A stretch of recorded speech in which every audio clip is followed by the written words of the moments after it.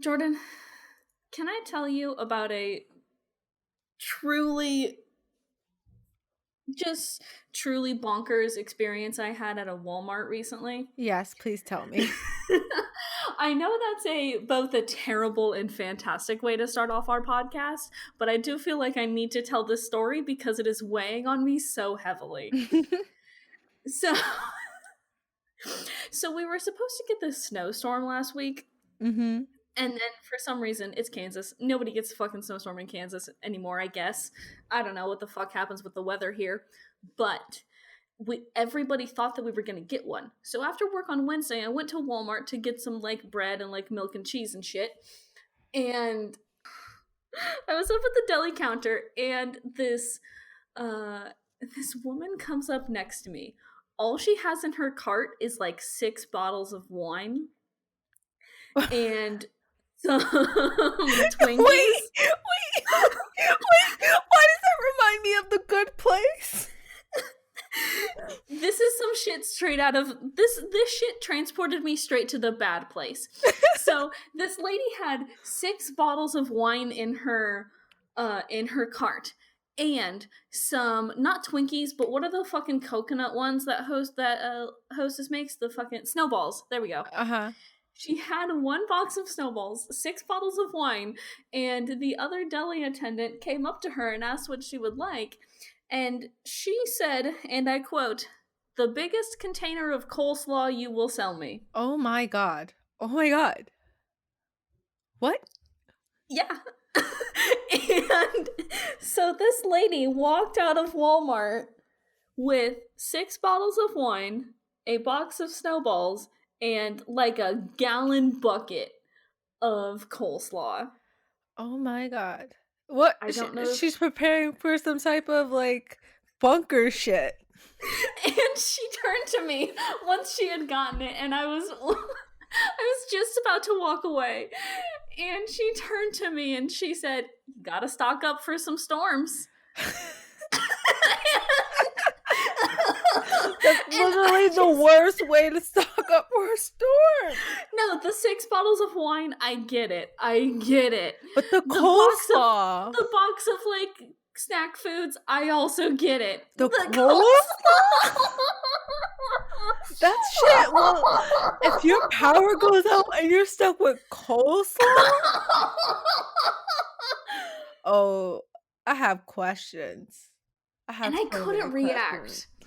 I couldn't react because how do you step to a woman who's buying 6 bottles of wine and a gallon of coleslaw? You don't step to her. You most definitely do not. You let her do what she's doing. You let her live her life because you don't want to mess with that. I don't want to step to her. No, you don't. Anyway, that's my cold open for this week. It has absolutely nothing to do with the Vampire Diaries or anything. But it was such a riveting story. I just had to get it off of my chest. Yes, and I'm glad this is the format we could do it in.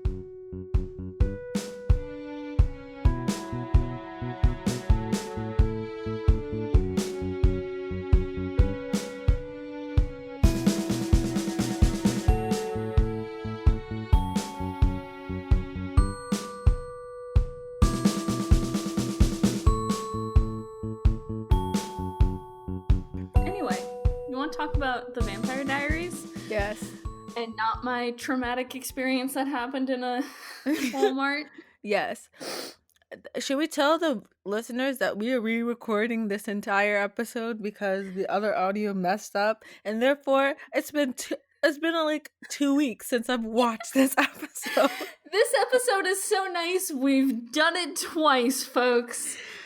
We're coming back around for a second pass. I have no idea what kind of new jokes we have. I have no idea the kind of energy that we're going to be bringing into this episode. What so let me just start off. Let's just start off good and clean, though. Okay. Hi, my name's B, and you're listening to Afterbite. It's a Vampire Diaries fan cast. It's only 10 years too late. I'm joined by my good friend Jordan as we talk about episodes 17 and 18, Let the Right One In, and Under Control. I hadn't said that whole intro in a while, and it feels good. Yeah. Feels Isn't nice and it? open. Now people actually know what episode we're on. Now everybody knows that even though we have done this episode twice, this is our second go at it. Yes. It's just, man, it's unfortunate. You know, like I was listening to it, trying to edit it, and I'm like, if I can make this work, I want to make it work. But it got to a point where I'm like, I hate listening to this audio issue. Yeah. And if I hate it, everybody else is going to hate it way more because they're not required to listen to this podcast like I am. Mm-hmm. Sometimes you gotta take what you made and you gotta just throw it out of the window and start over. So let's just talk about episode 17. Let the right one in. I'm gonna turn off my heat really quick. Wait, should we do the housekeeping? Because we are now not using the last one.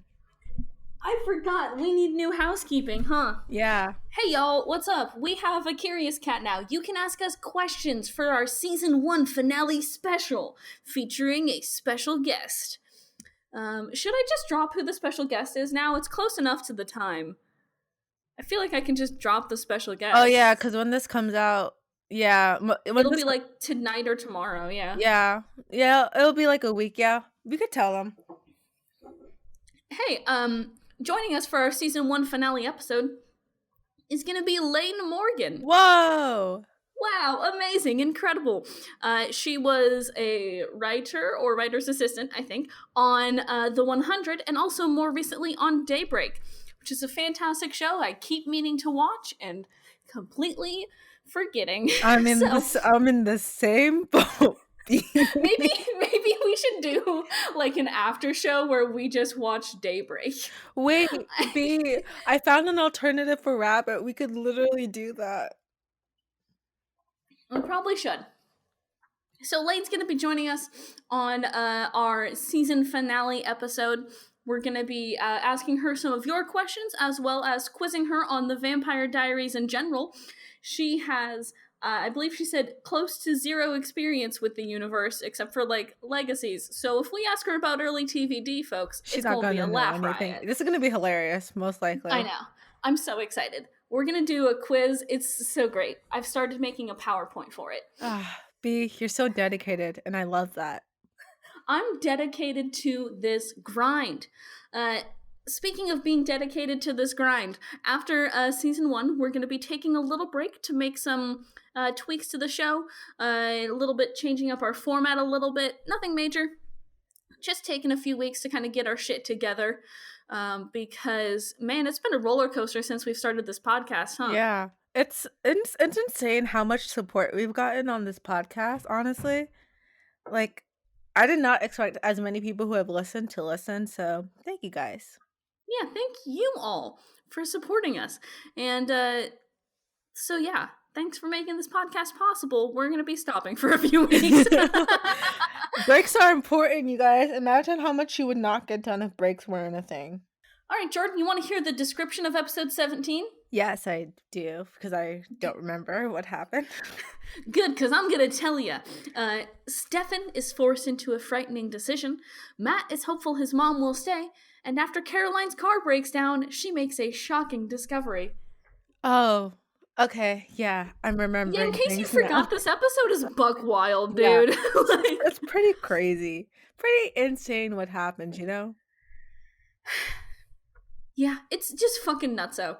The first note that both of us have, is that Pearl is a MILF. Yeah, and let's reiterate that, because it needs to be known. She's a fucking MILF. She's such a MILF. She is. Like, the amount of praise I have for MILFs, you know, like, thank you for existing. But honestly, can I just talk about MILFs in general for a second? Because the way that... go off. All right. So go off, queen. So the other day, I was watching a true crime documentary, and this woman shows up in the documentary. She's the sister of the dead person, you know? Okay. It's her brother. And I see this woman, and I'm just like, wow, she's so pretty. Here's the thing. Pearl is a MILF. Mm-hmm. Not a lot of other MILFs in Mystic Falls. Yeah. Not Like, a lot of yeah, other moms would like to fuck, you know? yeah. Not a lot of other MILFs. I don't know. I don't know what y'all. I don't know. Maybe it's because it's the early 2000s and they don't know what they're doing. You know what I mean? Maybe in the early 2000s we hadn't figured our MILF shit out, you But know? like now, like they're prevalent and and as they should be, as they As they should be. Um, My question here is, are there any other MILFs in Mystic Falls? Because there's Miss Lockwood, who I would say is a MILF. wait, I'm trying to remember who that is. Carol Lockwood, Tyler's mom. Is she like brunette? I don't fucking know, dude. I don't think I so. don't, I don't know what this woman looks like. Wait, I have to look it up because I don't know what this woman looks like. Yes, she's brunette. Hold on. Let me look up this person. I have Google. I can do that. You can do this. Okay, she's who I thought she was. She's not a MILF. Yeah. But she is kind of a MILF. But it's like a maybe for me. Okay. Like it's not Who else is a maybe MILF for you in Mystic Falls? Caroline's mom. Like not fully. Sheriff Forbes. Yeah, it's kind of like not like fully like, oh, like I would like to fuck, but like if was down would be down, you know? Yeah, okay.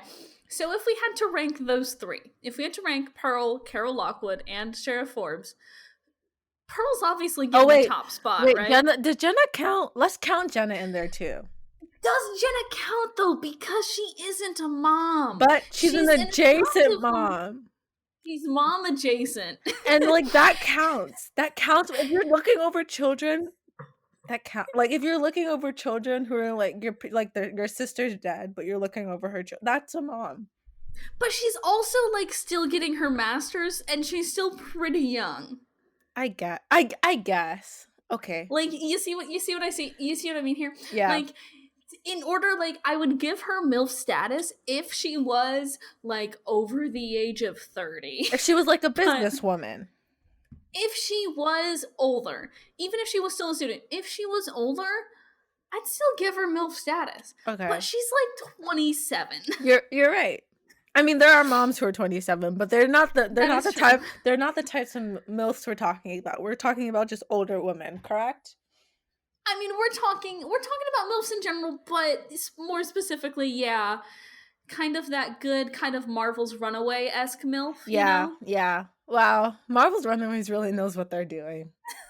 They got it down pack. They really do. They know what they're doing. I believe in them. I'm really sad that that's over. I did not deserve that. Anyways, this is why I'm proposing now a new segment to our podcast, Jordan. Yeah. We're going to steal from Notes from the Hostel, and we're going to take their MILF ranking. Mm-hmm.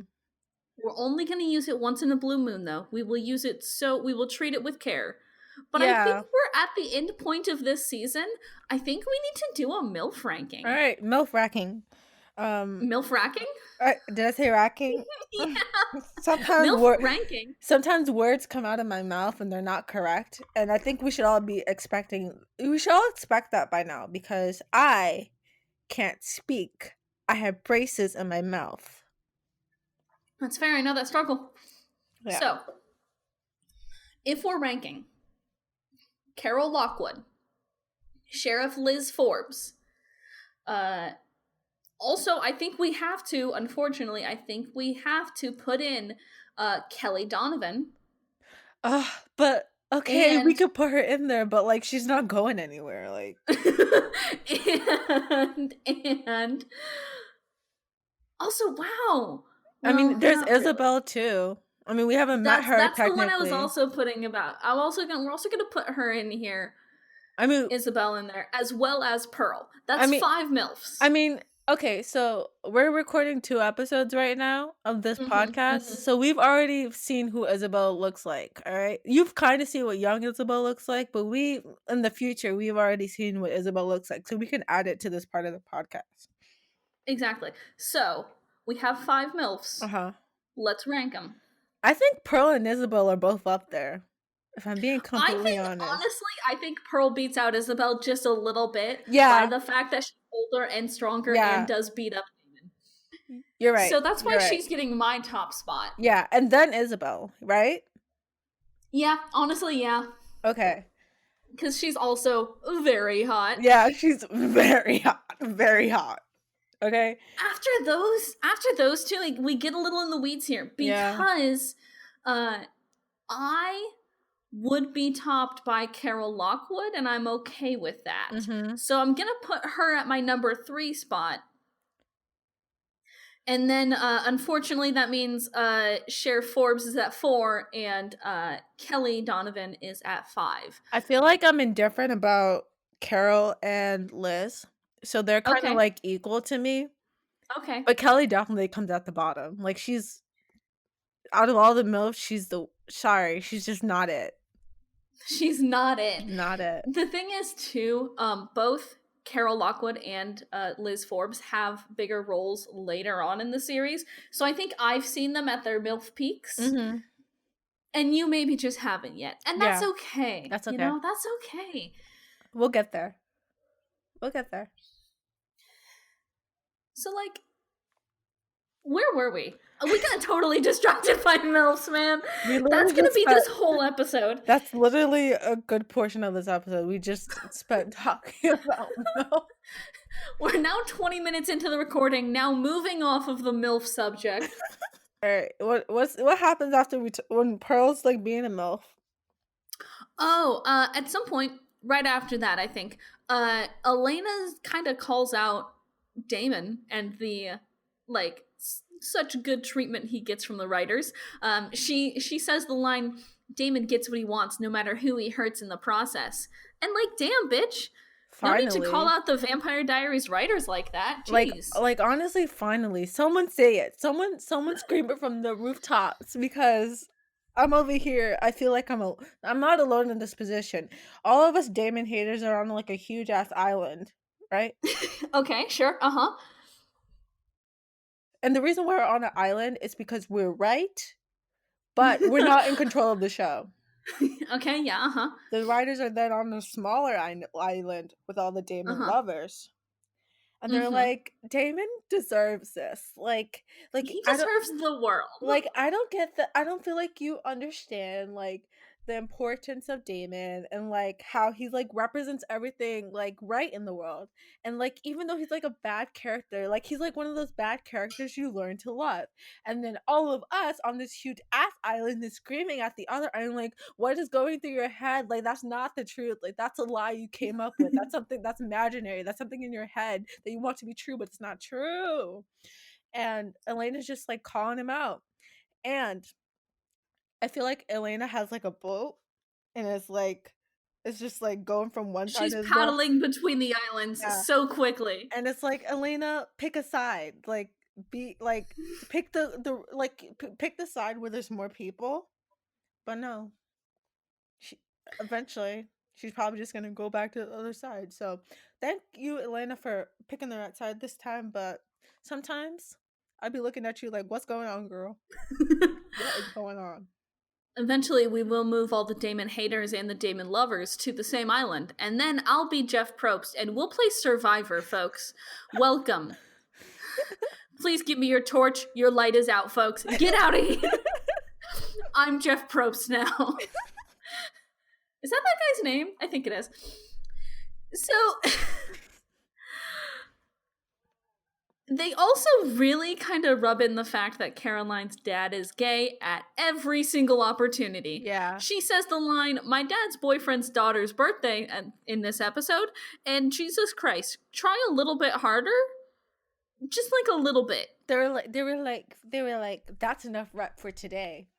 That's the joke, right? That's the joke everyone on Twitter keeps using. That's annoying. That's the joke. I got you. I got you. You're good. Anyways, I'll include that whole little part in our Twitter promo video. Okay, so everybody will know that you're like double checking that is the Twitter joke. That is the Twitter joke. And also, please stop using it. We get it. What's going on? We all don't like it, but we understand it's happening, and we've all decided to watch the show. So shut up about it, or go home and sleep. Okay, Jordan. Big feelings about sleep. Sleep is important, and sometimes if you don't get enough of it, you become very cranky, and all of you are always cranky. So I just assume that you're not getting enough sleep. I don't get enough sleep on the daily. So maybe this is why I'm annoyed with it. I don't know. Honestly, valid. So, yeah, hey, what the fuck? What the fuck was the point of? Was Caroline having to go to her dad's boyfriend's daughter's birthday just because they needed a way to get her onto the roads while Most the big definitely. storm was happening? Most definitely, it was just a plot point. No further reasoning other than that. Because here's the thing. Here's my analysis of Caroline's relationship with her parents. Okay, hit She, me with it. she like, I feel like she doesn't get along with her mom a lot, right? True facts. She feels Yeah. like her mom is just like, and I think it's mainly due to the fact that she mainly just lives with her mom. So like her mom gets on her nerves, right? Yeah. I feel you. While her father has like moved out and is now living with his boyfriend and his daughter, she probably feels like neglected by him. She's probably, you know how Caroline just like in the beginning of the season is in this bad relationship with Damon and it's like super abusive. I feel like Yep. as this relationship isn't abusive, but it's definitely like I'm neglecting my daughter, but also please still come to my your not stepdaughter but almost not sorry, not half sister but almost half sister's birthday party. Please come out in the ring to do this for me. And Caroline being the nice person that she is and also like, you know, probably trying to seek some like attention from her father. It's like, okay, I'll do that, even though it's like pouring rain and like I can almost like get lost or like die or something. No, I'm not gonna think about that. I'm gonna just try to please my father. That makes sense for a character, but also it's definitely is just a way to get her out on the road so that they can bring up this plot point. This wild plot point that happens later. Yeah. It's also kind of wild to see, I guess. Caroline's such a fucking people pleaser, and I Mm-hmm. adore her for that. Yeah. But damn, Yeah. she's a fucking. She She's will just going do out here we do in the anything. woods for what? Yeah, Like, she really will do anything for other people. It's really sad to watch, honestly. I real like it's kind of like you want her to be like, "No, I want to do this for myself." Like, I don't care what you think, but she definitely just like I think she's insecure in some ways oh, and you fucking think? she's insecure and that's how she copes with it. She tries to get attention from people and like get their love so that she doesn't feel insecure anymore. One of the next scenes in here is baffling to me for a lot of reasons. Mm-hmm. Damon Salvatore is fixing a clock. Mm-hmm. And Stefan, like, he like goes out, he's like, anyway, hey, I'm gonna Oh, go oh yeah. Have we out hunting mentioned a little that bit. Stefan has been kidnapped? Not yet, not yet. Not yet. We're getting to the point where he's kidnapped. Okay. Come on, Jordan. I know we watched this episode It a was, month ago, but come on. it was so long ago. I don't remember the exact points of what happened. Damon is fixing a clock. Stefan is like, yo, I'm gonna go out, go hunting. Damon's like, when you come back, we're gonna go fucking fuck some shit up. And so it's fine. Why is Damon fixing a clock? He's just like, he's not even winding it up. It's not like one of those old grandfather clocks that you need to wind up. He's just fixing a fucking clock. And I want to know why they thought that that was a good secondary action for him to be taking in this scene, you know? And like it's kind of like remember in Legacies where Penelope just like goes at that curtain and it's just like fixing the curtain in the background of a scene. Sometimes y'all don't know what to But do with that's your like, here's the thing, characters. here's the thing. That's like a background. That's a background action. That's fine because normally people don't notice those unless they're obviously weird, right? Those are just like up to the actors to like figure out what the fuck to do in the Yeah, background. I guess. And Yeah. surprisingly, actors don't know what the fuck to do when they're in the background. Like Yeah, it's some weird shit they come up with. But this is like the front and center thing that Damon is doing in the scene. And I just want to know why. It's weird, but I'm also not surprised because like I don't know. I feel like sometimes they just don't care what their characters are actually doing. The characters are just there to deliver a line and whatever. Damon's just like, hey, I'm fixing this clock. By the way, we're gonna go murder some people in a little bit. Just like be chill and be ready for that. Alright. Like what? Do you What's think? the point? Do you think in the script it says Damon while fixing the clock? I want to so bad. Somebody please, I believe it's in the WGA library in LA. Somebody please go look up the script for The Vampire Diaries season 1 episode 17 and just tell me what the scene direction is for that. I want to know so bad. Was it a writer's decision? Was it a director's decision? Was it the actor's decision? We want to know. Ian Somerhalder just really wants to fix some fucking clocks, dude.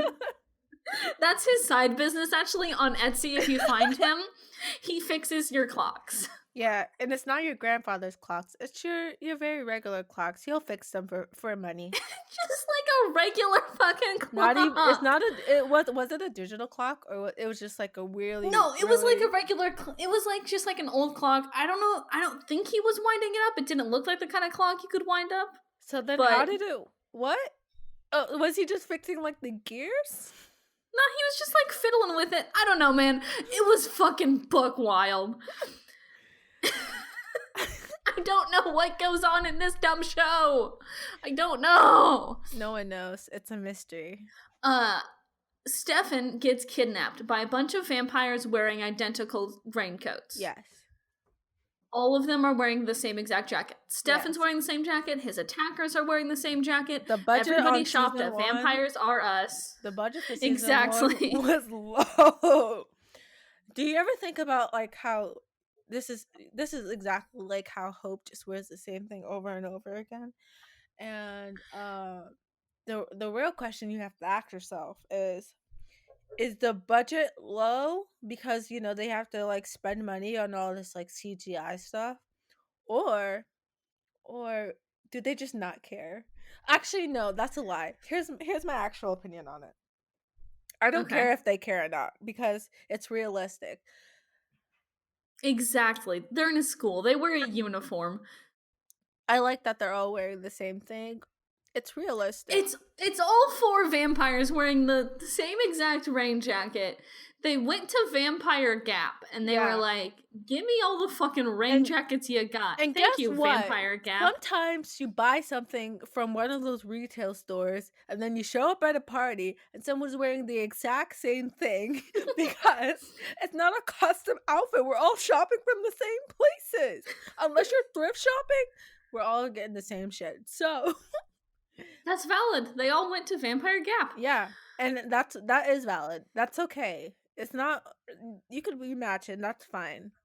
So matching buddies, you know, matching vampire buddies. That's how they play flag football, actually. They all match in their same rain jackets. Okay, let's actually get back to the fact that Stefan gets kidnapped. Yeah. By the tomb vampires. Led by fucking Franklin is his name? Oh, Frederick. No. That's his name. Frederick. Name. Damn, we're fucking struggling today, Jordan. We really are. We out here struggling, you guys. You can hear us in our voices. We don't know what's going on, really. Usually, we at least somewhat know what happens in these fucking episodes. Today, nope. Right now, we're just guessing from our notes. what? Yeah, and our notes, y'all. I don't know if we've ever told you, but our notes are pretty bad. Like I feel like at least you really like kind of like sometimes have like an outline of what's going on. Mine's just literal, just straight up reactions to what characters are doing. For example, folks, my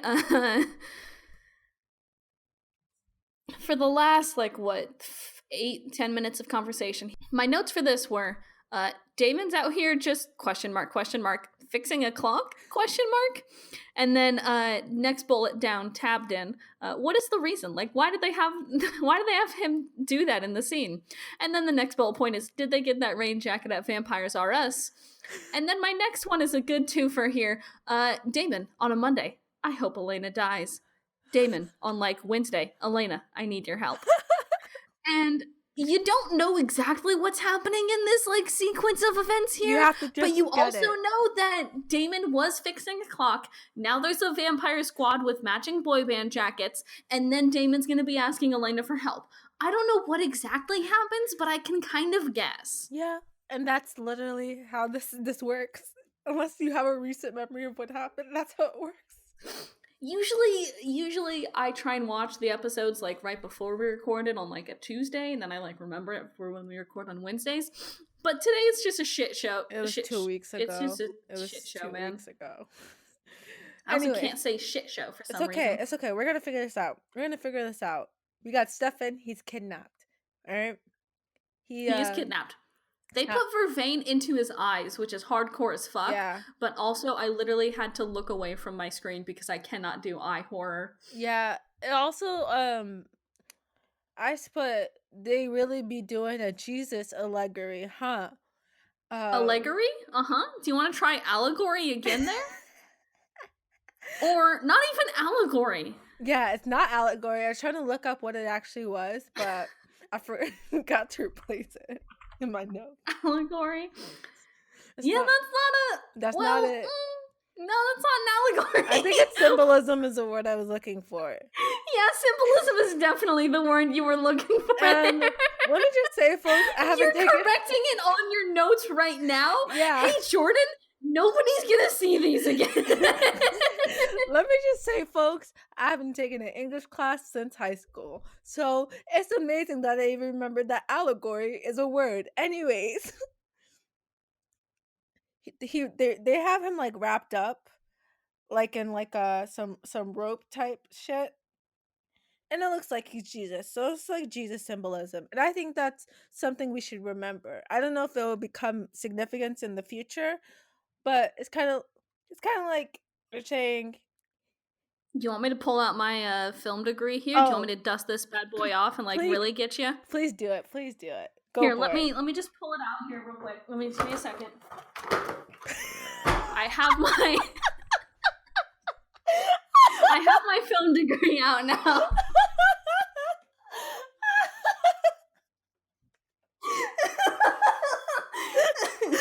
I have my film degree now. The prop noises in the back. This is an audio experience, Jordan. Oh my god, that's so funny. This is an audio experience. Oh, that's so I took out my film degree. Now, do you want me to drop some fucking, just like some absolute bullshit here? Please do it. They're making Stefan Jesus because then Damon is the devil. Oh, yeah. Do you want me to fucking go deeper, baby? Because I can go deeper. Go for it. Here's the thing. Elena, what the fuck is happening in your background? What is happening in your background? What is going on? Do you have a werewolf that lives in your like dorm hall? What? It sounded like in a woo. Oh, my background. Yeah, dude. Oh, it was probably like a firefighter or some like hospital shit. You know, it's a college campus. It'd be like that sometimes. Valid. But if you want me to go back in here 1 second, sorry, I had to put my film degree away. Let me take it back out really quick. Perfect. So I have my film degree here. I'm gonna tell you that here's where they're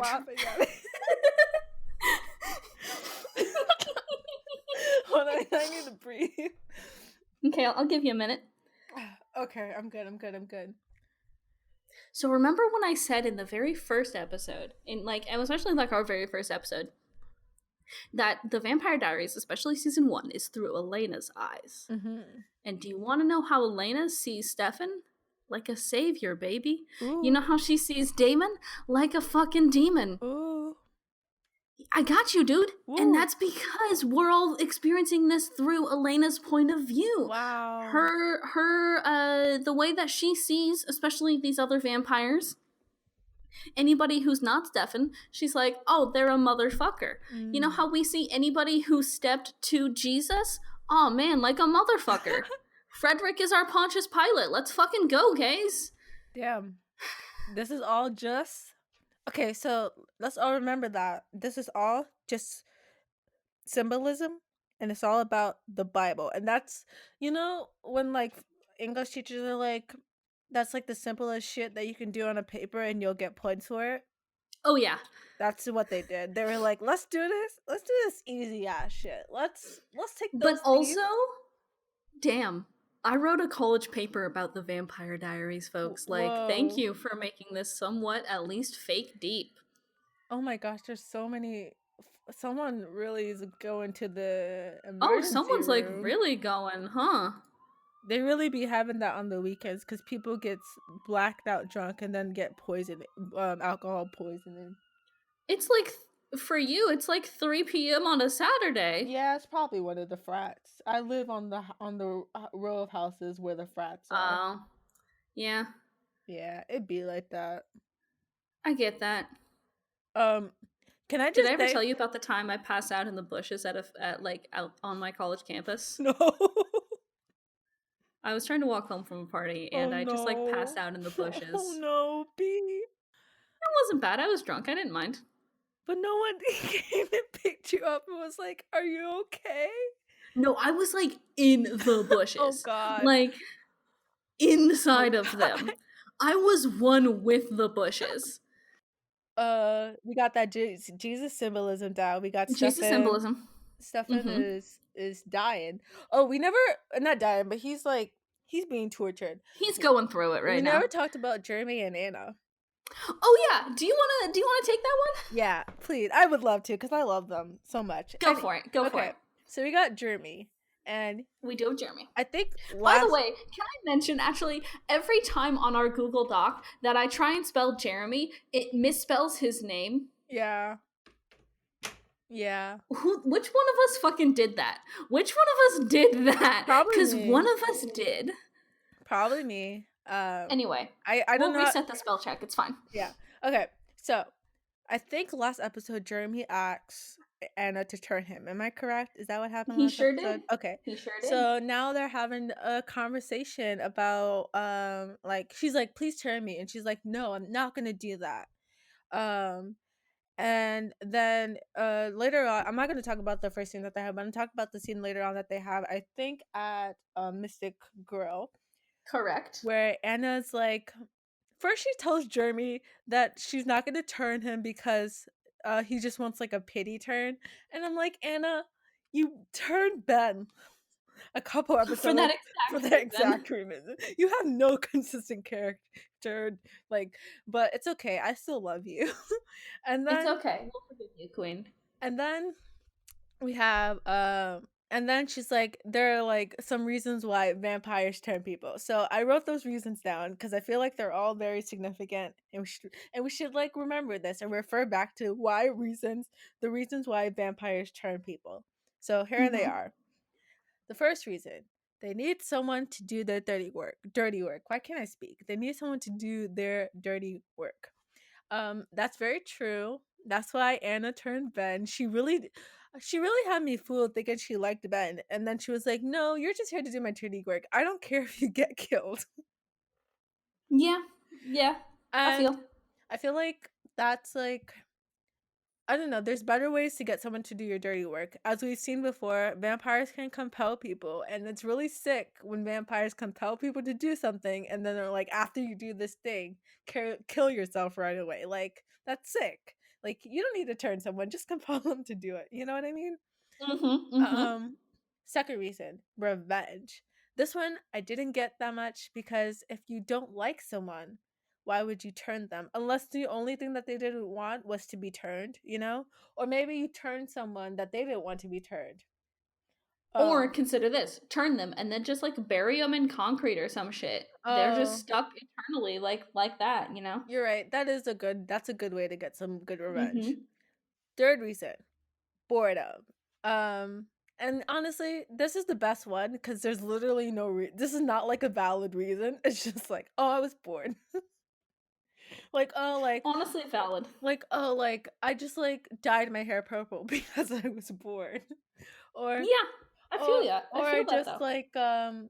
I like down like 100 down like 100 packs of Sour Patch Kids because I was bored. You know, sometimes you just do things because you're bored, and that's very valid. I feel like it's like the way that I'm thinking about it is that it's the one that makes the most sense, but also just like, wow, it's really that simple, huh? Right? Mm-hmm. And, Mm-hmm. and then the last reason is because of love. And we saw this with Lexi and her boyfriend. She turned Mm-hmm. him because they wanted to be together forever, and then Lexi died, and he was really angry about that. So, you know, if you want to be in love Fairly eternally so. with someone, you turn them. Um, and then Jeremy's like, so I don't fit any of those categories or something like that. And then she's like, you don't fit any of those categories yet. And I was like, oh. She's like, I can love you, but not yet. Because obviously, like unless she wants I don't think she would turn Jeremy to do her dirty work or for like boredom. Because I feel like Probably not. it feels like for boredom, like it would have to be in the case of like I feel like she turned Ben a little to do both of those things. Like she was kind of bored and she needed someone to do her Mm-hmm. dirty work. Like the boredom feels like to me ties in with the pittiness. You know what I mean? Mm-hmm. But she Yeah, just yeah. said she wouldn't turn him for like a pity turn. So obviously she means you don't fit any of those categories yet means I might love you, even though I've known you for like how many weeks, but I might love you in the future. So maybe in the future, if we fall in love, I will turn you. Honestly, most reasonable thing Anna said. She's Yeah. like, hey, we've known each other for like 3 weeks and I'm a vampire. Let's chill out a little bit, buddy. Right Yeah. now, you're cute and it's a fun fling. Let's just see where it goes, buddy. And like And that's just my favorite friend zone right there. their entire I feel like their entire interaction this entire episode is just flirting. But it's so weird because like turning to me in my head is like such like a sexual thing, you know? Because they Like make it really, yeah, yeah. they make it like very sexual. So like Mm-hmm. all this talk about turning is like it's like hidden underneath like this sexual tension Well, it's between the because they two. make the vampires so sexual, and every time somebody drinks blood, super sexual. Like Yeah. so far, it's just But weird and it's wild. not even that. It's like even like when so later on Anna's mom comes in and they have to like be like talking via the phone because Anna doesn't want her mom to know that she has like this thing going on with Jeremy or Jeremy's like one of her friends, right? Mm-hmm. Yeah. So they're texting and then she texts him um like um meet me in like the bathroom or meet me outside in like 10 minutes, and like the way that they like look at each other and interact with one another after she texts that, it like seems like she's gonna turn him, but also like it seems like so sexual. So like Yeah. I don't know, You're correct. turning is There's so many sexual. things. There's so many things in the show that are so needlessly sexual, but Yeah. I kind of love it because it's just trashy. Yeah. It Except for really the fact that Vicky Donovan, Matt's older brother, was sleeping with Elena's little brother. That was weird, that was but very or Matt's weird. older sister. Sorry, it was just like sometimes we get the fun, sexy trash, and sometimes it's just the weird It's trash. just Hi, I'm weird. a raccoon, and I don't want to eat that weird trash, but I'm really down for that fun, sexy trash. So fucking okay. Elena and Damon are alerted to Stefan's disappearance. They're like, ah shit, tomb vampires got him. So they recruit Alaric Saltman, vampire hunter, who's only killed one vampire, to fight. Because that's great. So they so the scheme goes down as this. Welcome to Ocean's 12? No, wait. Welcome to Ocean's 2010. Elena's in the getaway car. She's waiting. Alaric gains entrance to the house under the guise of a broken down car, I think. Yeah, broken down car. He goes to the back room, finds the owner of the house, the very nice lady, and he's like, hey, let my friend in. And the very nice lady is like, no, go fuck yourself.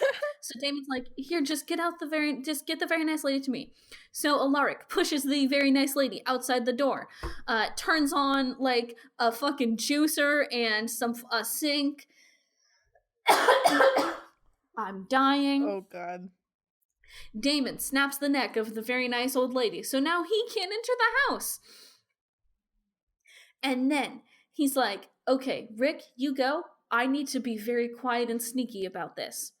And then another vampire comes through the door, and Damon kicks down a whole ass door because he's very sneaky and very stealthy. Welcome to Ocean's 2010. It's stupid. It's like, Damon, you contradict yourself all the time. It's like consistent contradictions. It really is. Oh, okay. Okay, so Alaric goes then back out to the getaway car, discovers that Elena's missing. What? No. And it's shown that she is sneaking into the house through like a much quieter way than Damon was going. Like, he just sent Rick through the front door. Yeah. When he could have just gone down to the basement. It's whatever, fine. Yeah. Literally, that would have been so easy. Like, I know. No Elena preparation gets in was there, done no for problem. This. There was no preparation done for this at all. Elena gets in, no problem. Just absolutely easy peasy lemon squeezy. She finds Stefan chained up in the basement, and it sucks, so they free him, as well as Harper, who had stuck up for Stefan at some point and then was being tortured as well. So they free Harper, they free Stefan. Damon and Alaric stay inside the house to fight vampires, while Stefan and Elena leave. That's the end of it. Or so you think. Yeah. Heist part 2. They need to escape now. So, Elena... Can you tell I really don't remember what happens in this episode? I feel like you're doing a good job. I believe in you. You got it. You got it. Okay. Elena and Stefan hightail it to the car, but they're pursued by Frederick, the head dumbass in charge. He pursues them to the car. He fights Elena and everything. Elena manages to stick him with a vervain dart that she stole earlier, and he's down for the count. Stefan, on the other hand, though, not looking good. He's not looking great, guys. He's not looking good at all. And there's no bunnies nearby. There's not a squirrel that drops out of the sky. Nope. So Elena's like, here, drink my blood. And it's probably one of the worst things she will come to regret. It really is. It's bad. It's really bad. Stefan, up until this point, has been very resistant of drinking human blood, and I wonder why that is. Wow. So Stefan drinks her blood. He gets started, and then he just cannot stop.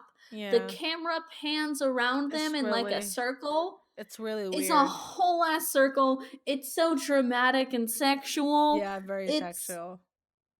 I kind of hate it, but I kind of love it because it is very campy. Yeah.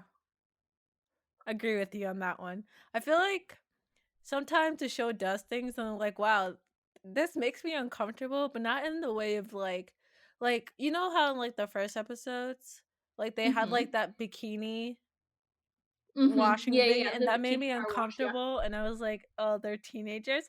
It's not uncomfortable in that way. It's more uncomfortable in like, this was a weird edited choice, but like I don't mind it. Like, it's fine. It was a weird directorial decision. Yeah, it's kind of odd, but like, you guys went with it, and I'll be here for it. Like, it's they're doing it. I'm okay. They're doing the damn thing. So Stefan, once he's now all hyped up on his new good human blood, beats the shit out of Frederick. Yeah. Absolutely fucks him up. Ape shit on that man. He really does. He stabs him like 3 times, and then Elena's like, Jesus Christ, he's already dead and undead and also dead again. Calm down, Stefan. He's like, no! He really does just like yell a lot now. Yeah. That's his new personality trait. His new personality trait is being a party boy, but also just yelling, my man. So, uh, now that we're done with that whole storyline, let's talk about the other buck wild thing that occurs. Yeah. Well, it's not the end of that storyline. Because then later on, like you're like, oh, Stefan drank human blood, not that big of a deal. But then, like, later on, Damon walks into the house and Stefan is just gorging on some blood from the blood banks. And you're like, oh, Stefan, you cannot stop. Can you? You thought the storyline was over. It's not. But it's not. Stefan is the next person on My Strange Addiction. So that storyline is over for now. We'll leave it there. We'll put a pin in it, and we'll go back to Miss Caroline Forbes, who is on her way to her dad's boyfriend's daughter's birthday. She gets detoured into the forest because the fucking rain is washing out like Route 5 or whatever the fuck. Yeah. Which like feels very Midwestern to me. Love it. Big fan. Cause like I've had that happen to me many a time. And so she diverges into the woods. Yeah, well, you're a fucking city kid. It's fine. Some places have good infrastructure, and then some places are everywhere else. She diverges into the wood, and she... Yes? He said she diverges into the woods, and I immediately thought of that Robert Frost poem. That's the point. We're teaching y'all some fucking culture. Get ready for this, bitch. So she is in the woods and her car gets stuck. Yeah. Darn. Oh, no. She also doesn't have like a radio, like a phone signal. That's the word I was looking for. Phone. Which is wild because she still has a radio signal. Yeah. Usually, those fun Midwest tip for you. Yeah, usually, even if it's just like you can get stuff on like the AM radio and not on the FM, if you can just get it on like the AM or whatever, you'll get at least a phone signal to make a call. You won't get like fucking Wi-Fi, you can't check your Twitter, but you can make a phone call. Yeah. So let's just get your shit together, Mystic Falls, please. Caroline goes off in search of a cell phone signal. This means she goes further into the woods, because that makes sense. She doesn't go back towards the road where she was. She goes further into the woods. Like, sure. I mean, this is Caroline we're talking about, so... That's fair. Season 1 Caroline is not my fave. Yeah. But she goes into the woods. She finds a nice, quaint-looking waterfall. And she slips and slides down the embankment. And she grabs something. What does she grab? A human hand. Whoa. It's Vicky, motherfuckers. Oh my. She's back, baby. And then I mean, she's not back. She's dead. She's dead. But, you know, she's like, dead.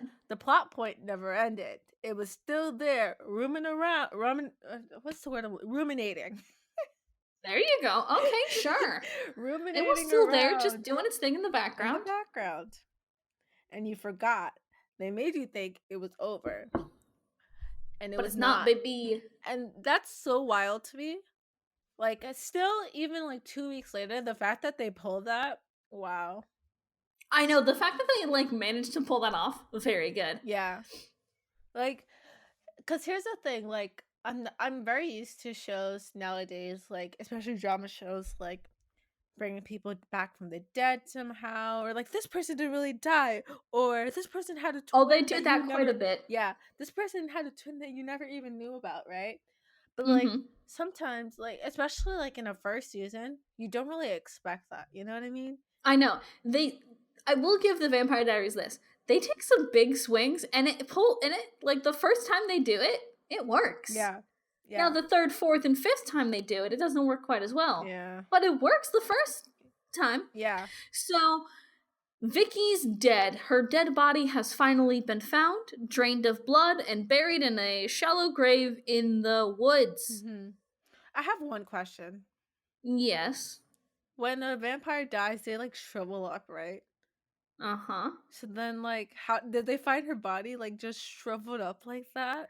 I guess she must have been desiccated, you know? So like, so the family How do they never saw explain her that? body, Good question. like. Exactly. You have jumped upon the Jeremy Gilbert train of thought here, because the very next episode, Under Control, Jeremy is pestering Sheriff Forbes about this a lot because he's like, "This ain't fucking right, dude." It don't make no sense. So let's talk about episode 18, Under Control. The description here says, Stefan displays a rare party attitude. Damon's attempt to find out why Elena's uncle John Gilbert has returned to town takes an ugly turn. Stefan, this is the rise of my favorite character in the Vampire Diaries, whom I shall call Party Boy Stefan. I love Party Boy Stefan. Does he make another appearance? I don't fucking know, dude. I don't care about the future. I just treasure Party Boy Stefan right now. Everybody else, I don't give a shit. But I do love Party Boy Stefan. He's a fun time. He, like everything, like except for like getting like absolutely blasted, like drunk, like in a way that's and also like, drinking human blood still. He's still going on that train, in case you're wondering. Yeah, but other than that, great. Great man. Just absolutely love him. So, fucking Party Boy Stefan. I love Party Boy Stefan. In the beginning of this episode, he's just like working out a lot. Yeah. And if that's your party boy attitude, hit me up. Hit me up, you dumb party boy. Here's I will bring up this point again. I brought it up the last time we recorded this. Blood in a glass seems like a crime. Seems like it does seem viscerally wrong. Seems criminal, and I'm against it wholeheartedly. Please stop it. I have bad news about the rest of our podcast and also the rest of the series, The Vampire Diaries, as well as the originals and probably Legacies at some point. I have some real bad news for you. Are they gonna put more blood in a glass? Yes. It's like, it's not like, here's why I'm so upset about it. It's like a human like thing. Like it's something from a human. Like blood. And then like if it's like in a body, okay. But like outside, it's on thin ice if it's outside of a body. Like in a bag, fine. But in a glass? That's You're just like viscerally wronged by this viscous fluid. It's just, you just don't like it. It just makes me want to throw up. Yeah, okay, sure, valid. I have some bad news about the rest of TVD as well as the originals. They're gonna make me want to throw up. Oh, there's a lot worse in there. Yeah. I think I know what I was signing up for though, so it's like a pretty gory show. John Gilbert returns. Elena's uncle is back in town, baby. Yeah. No one really Jenna liked him. greets him with the most fake ass, "Oh, it's so great to see you." And I love that about her. Yeah. Love that. Like, no one really likes him, and like, I get why. It makes sense. Like, his personality, not there. Extremely unlikable. Yeah. Like, just in general. Like, the actor who plays him, good job. Like, yeah, you did a good job. You did a good job on making an unlikable person. Yeah, like, just like... that's weird, but good job, man. Because, like, it's hard to do that, like, especially because this character, like, doesn't really have a backstory yet, you know? Like, you don't really know anything about this character. They're just being introduced. And on first glance, you still dislike him. I was like, I don't really like you. Like, and the weird thing is, right, this show is so interesting because it's being told, like, at least the first season is being told from the perspective of Elena. But, like, in some sort of way, you kind of are rooting for the vampires, you know? Yeah, okay. And... are you rooting for the vampires just so they can kill John Gilbert? No, not to just kill John. I mean, like, this definitely makes you kind of want to... like, actually, yes.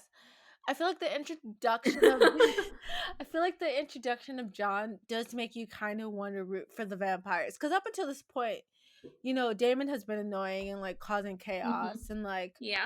you just don't see vampires in a good light. But like the introduction of John makes you be like, oh, actually, I kind of don't want John here. So like, if the vampire's gonna win this one, I think I have to root for them. Weirdly enough. Yeah, I feel that. Yeah. I feel that. Also, Jenna calls him John Jackass Gilbert, Yeah. which I love. Good Fan. Good times. Good job, Jenna. Good nickname.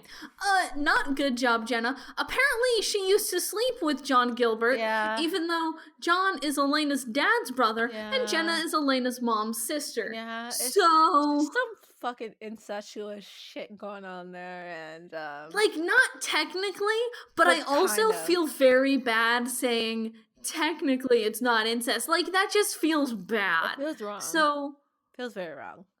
Y'all good? Are y'all? Hey, are y'all okay? White people, are you good? Hey, white people in small Virginia towns, are y'all okay? Are y'all good? Y'all good? I think something bad's going on over there. To be honest. Hey man, I don't have a lot of room to talk because I am from a small Iowa town, but like, are y'all good in Virginia? You okay? Anyway, Damon pays a visit to Elena and just starts like going through her stuff. Yeah, and then he like comes her across underwear her drawer. bra. Yeah. Why? Like, bro? Why? What? What was the reason?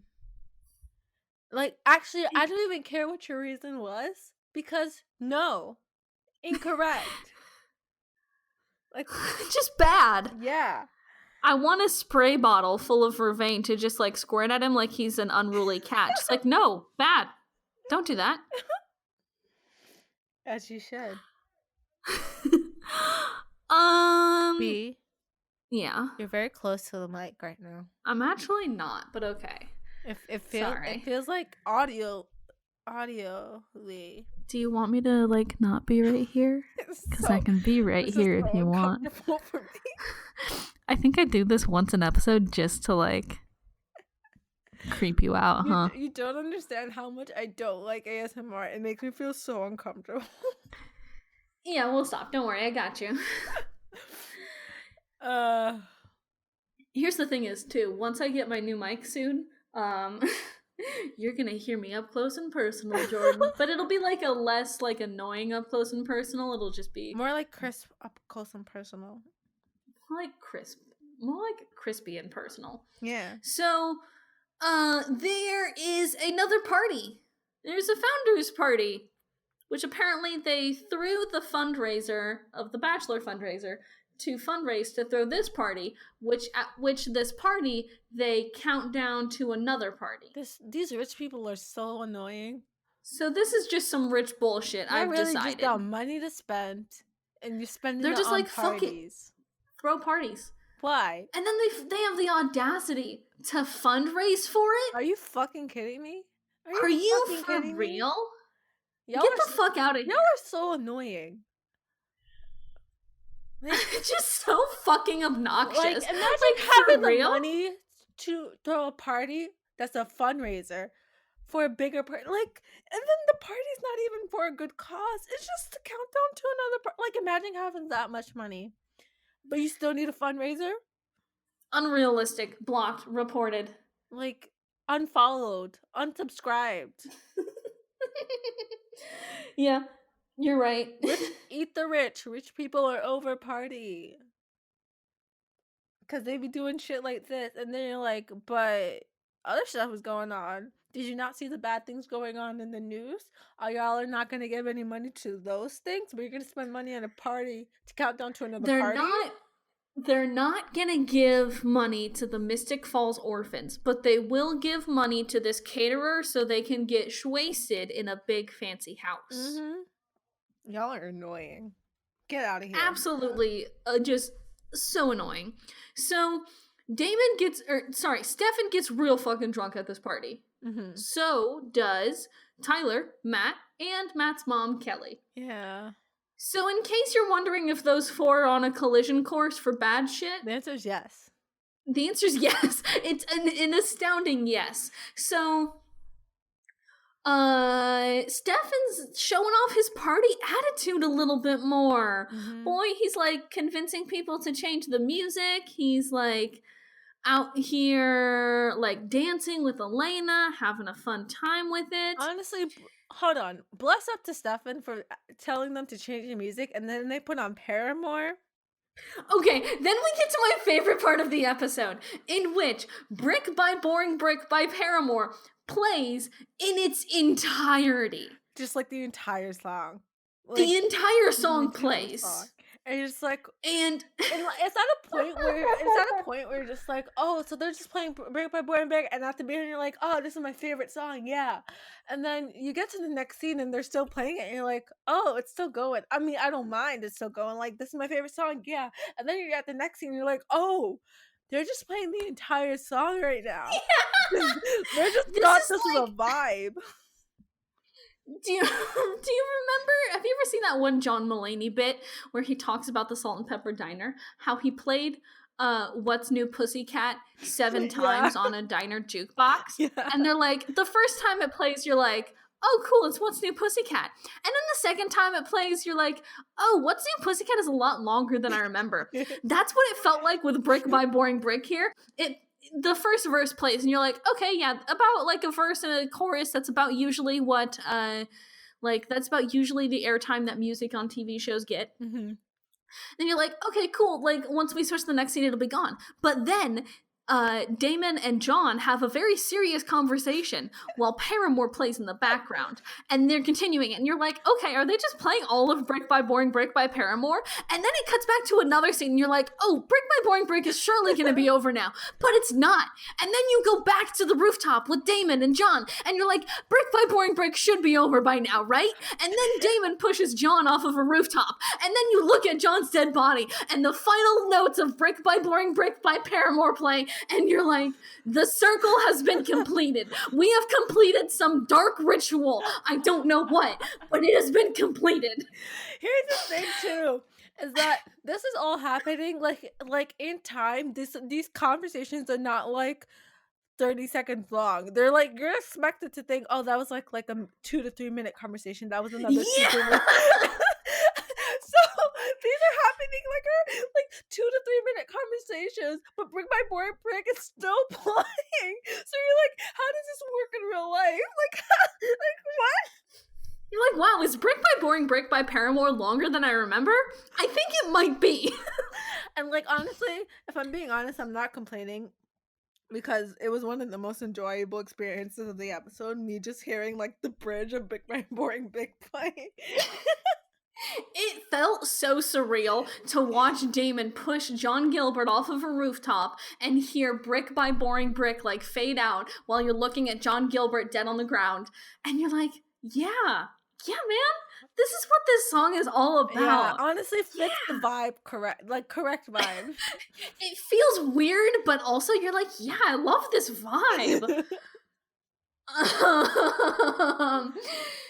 So, John Gilbert dies. Mm-hmm. I feel like it is important to mention, while Brick by Boring Brick by Paramore plays in the background, John Gilbert dies. Yeah, he did. He gets pushed off the roof by Damon.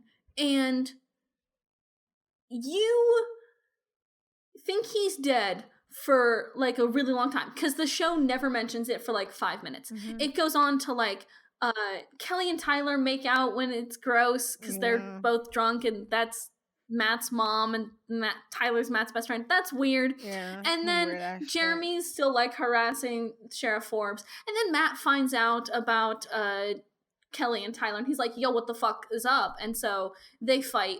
Tyler almost fucking kills Matt. Yeah. Straight up almost like it just like has his life in his hand, just choking him by the neck, and it's like, you're gonna die, motherfucker. And I'm over here like, why are you trying to kill this guy? You're the one who tried to kiss his mom. Like, are you kidding me? Exactly. And then, right, Stefan compels a guy to, like, go away and apologize to Elena at some point, and he has another confrontation with that guy in the parking lot. And this is, like, going on over the course of, like, 5 minutes. And by now you're like, surely somebody must have noticed John Gilbert is dead on the ground somewhere, right? But nobody ever notices that John Gilbert is dead on the ground somewhere. Like, that's fucking weird. What? And then everybody gathers around some old-ass bell that represents the countdown of some other fucking Founders Day event or whatever. And John Gilbert's alive. Yeah. And you're like, oh, that makes sense, because somebody surely would have noticed if he was dead. Yeah. But then it also gets you thinking, how long did he lay there dead when nobody noticed him? Like, we know it wasn't the full 5 minutes, because they were obviously, like, doing some shit, you know? But, like... But also, it was probably a good amount of time, because remember when Alaric died? It took a good while before he, like, got back up and wasn't dead anymore. So many questions. I have questions. Mayor Lockwood starts to, like, abuse Tyler while the door is open and there are party guests, like, right there. And like, hey, Mr. Mayor, can you stop being But also, why are you such an asshole, my dude? Like, what happened in your past that made you such, like, a bad parent? I know. It's wild. John, Alaric, and Damon have possibly the most frustrating conversation on this fucking show. And it doesn't even have Brick by Boring Brick by Paramore playing in the background. So really, what the fuck is the point? That would have saved it, you know? Exactly. John's just like, how do I know anything? I don't fucking know, John. How do you know anything? That's why we're asking you, John. We are asking you questions. He's like, I know more than you think I do. And then Alaric's okay, so what do you know? And John's like, I know what you don't know. Like, hey, John? Maybe? John? Maybe shut up if you're not going to actually answer the question, John. Hey, John, can I kill you while another Paramore song plays in the background? They got a good back catalog. Let's go with some fucking bangers, dude. God. Also, would like give to say, me some crush up in this bitch. Yeah, honestly, I'll kick a bitch. Yeah, but also, if you guys didn't know, Hayley Williams from Paramore just released some bomb ass music. So go listen to that. Jordan, you want me to tell you something that's gonna make you a little sad? What? I really didn't like it that much. It's okay. We all have different music tastes. That's fine. I thought After Laughter was like an okay album. Really? I love After Laughter. It has some good bangers, but overall I was like, it's just okay. I wrote like a whole little newspaper article about why I liked it so much. It's okay. I was like, just okay. I think it's also because I grew up very much when Paramore was in their pop punk era. Yeah. So I much prefer pop punk era Paramore. The party ends. John Gilbert's alive and absolutely fucking infuriating. And, oh yeah, and also Kelly is walking around with a huge ass gash in her head. And like... Yeah, and Stefan's like, oh, fuck. Oh, shit. And nobody thinks to help her. Yeah. Not even a fucking napkin. She's just literally just walking around with this huge slash in her head, and like no one's like, should we take her to the hospital? Like, make sure she's okay. Everyone's just like, oh, that happened. All right, back to the party. Anyway, we're drunk. What's up? And so all of that kind of disperses. The Salvatore brothers and Elena end up back at the Salvatore house. Elena eventually like goes home or whatever, and Damon leaves out a glass full of blood. And Stefan, I think at this point, is like trying his hardest to get off of human blood right now. He's trying his best. And he raises the glass to his lips, and the most obnoxious swallowing effect in TV history happens. The most obnoxious swallowing sound. It is a comical gulp. I literally have in my notes, bro, it ain't that serious, I promise. Like, it's just comically loud as compared to, like, the rest of the scene. I don't know, it just struck me real bad. Is there anything else in this episode that we need to talk about? That was, like, all of episode 18. I don't And it think was a so. very good description from two people who are very knowledgeable about the Vampire Diaries. Yeah, and who definitely did not recently watch this. Just definitely watched this video a long time ago. Yeah, it's not like we watched these episodes 3 weeks ago. It's like we watched them this morning. Mm-hmm. Fucking hell. Is that it? I think Are we that's good? it. Yeah. Okay, so you want to rank them? Yeah. Jordan, do a blind ranking again. Oh, I'll see how close it matches up. All right. Here we are. Do a blind ranking. What do you got? What do you got for these ones? I'm ranking it blindly. I'm not looking at what I previously put. Mm-hmm. Let the right one in. Episode 17. Let the right one in. All right, we got Anna and Jeremy. I really love that plot. Very good. I like that a lot. We have Pearl being the MILF. Very good. Like a myth. Very good. We got them trying to say Stefan. And we also have this whole like action sequence, which is pretty fun. I feel like, oh yeah, and then we also have Vicky being discovered by that wild plot point. Yeah. She's back, baby. Well, she's not, but her body is, and it's causing problems. Yeah. I don't remember the exact feeling I had while watching this video, because I feel like, I mean, this episode, because I feel like usually when I base my ratings off, it's like how I was feeling throughout the episodes, whether it was like, oh, this is really, really good, or like, oh, this is like okay. Okay. I think I was like, this is an okay-ish episode, like, but I think the plot twist bumped it up a little bit, like Vicky being discovered. Yeah, that buck wild plot point, I feel like really gives it a lot of extra. Yeah, and then also like Stefan starting to drink blood again. So I think I'm gonna stick it in the middle and give it like a 7. Okay, that is the exact same ranking you gave it last time. So again, like I said, we already recorded this episode, so we already give for rankings. My ranking was 7.5 from the last time, because that Vicky plot twist really fucking got me, dude. Yeah. Like, really fucking got me. I'm like, damn, okay, this is a good ass show. Yeah. Okay, let's go. That was really good of them to do. Okay, and then episode 18, we have Under Control. We have this stupid ass party that makes no sense, but they're rich people, so I guess. We got John Gilbert's back. I don't like him. He's annoying. It's true, but at least he's there. Yeah, but he's kind of interesting. He's annoying but interesting. We got Stefan struggling with his blood addiction. We got Tyler and Kelly making out with Matt's mom. Yeah, disgusting. We got John dying, and then us figuring out that he can't actually die because of that ring. Honestly, I feel like this episode was pretty meh. Like, nothing really happened that excited me, and like but Brick by Boring Brick by Paramore. Right. You're right. Brick by Boring Brick wasn't Paramore. Okay, so I was originally gonna give it a 5. But I think Brick by Boring Brick just being in there gives it a 6. Really? Or maybe like a 5.5. Okay. What did I originally I'm gonna tell you, it? last time you ranked it a 4. Actually, yeah, that makes sense. I think I just didn't really like this episode. It was like, it was like meh for me. Do you want to go with your 4, or do you want to go with a 5.5? I'll give it the higher. It can get the higher rating. It wasn't like the higher one. It wasn't horrible. Okay. It just was pretty bad. Oh yeah, there's also Damon in that whole broth debacle. Yeah, just gross. I give this episode a 5. Firmly middle of the road. Yeah. It's like okay at best. Yeah. And it's only okay at best because pretty much the entirety of Brick by Boring Brick by Paramore plays. I can't believe they got that to happen. Like, they were like, okay. I can't believe they got it for the whole song. Yeah. Usually you'll just get like the chorus, or just like a verse and a chorus.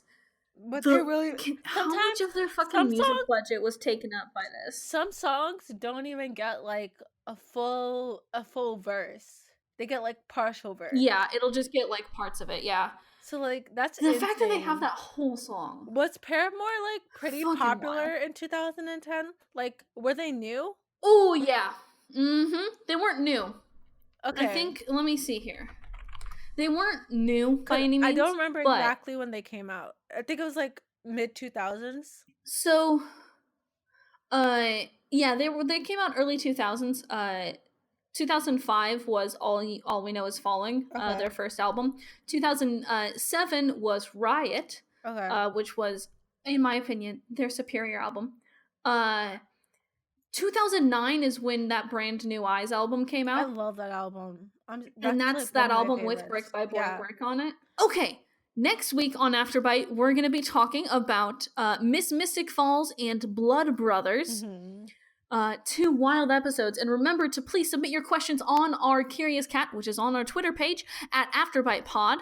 And if you just want to go directly to Curious Cat, it's also Afterbite Pod. So it's curiouscat.com/Afterbite Pod. And also, don't forget to submit your questions early because we filmed these podcast episodes early. So it'll be, we'll be recording it early. We'll move around a little bit depending on what questions we got. But if you have any questions for Lane Morgan, our super special guest for our season finale, or just any questions about what we thought about season 1 of TVD overall, we'll be answering them there. Yeah. It'll be a super good, fun time. Yeah, I'm excited. Anyway, like I said, follow us on Twitter at AfterBitePod. I know this episode is a little late, and I'm sorry about that. It's just technical difficulty. Sometimes we can fight through a bunch of them, but sometimes it's just bad, boy. It's just so bad. Yeah. It was bad. So thanks for listening, and we'll be back next week with more Vampire Diaries action. Yeah, bye-bye. Bye. And then we're gonna fade out. And maybe I'll just fade out by playing Brick by Boring Brick by Paramore. Honestly, but do we have the rights to that? We absolutely can't, but God, I wish we could. Imagine we could. Imagine if we had money.